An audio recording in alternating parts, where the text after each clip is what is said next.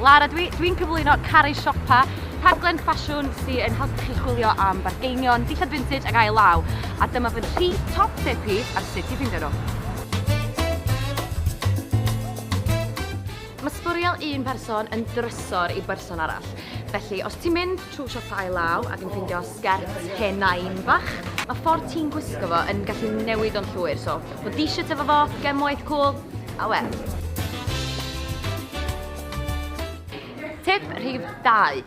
Ers i bobl fel Marie Kondo boblogeidio'r syniad o drefnu dy wardrob, mae siopa Elusen wedi gweld cynnydd anferthol mewn faint o ddillad. Felly, dyna ni'n siŵr o ffindio triggeredda ddi-ri.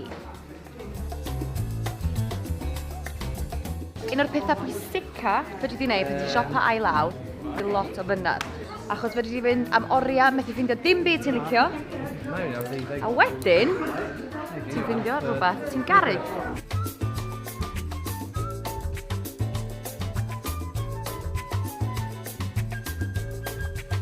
Ond y peth pwysig ydy cofio i fwynhau o. Mae'n gyfle i chi chwarae efo dillad a patrwm a lliw. Mae'n helpu'r amgylchedd. Ac yn hoff beth i am siopa ail-law ydy dychmygu pwy ydy ar dillad yna o'mlaen ni.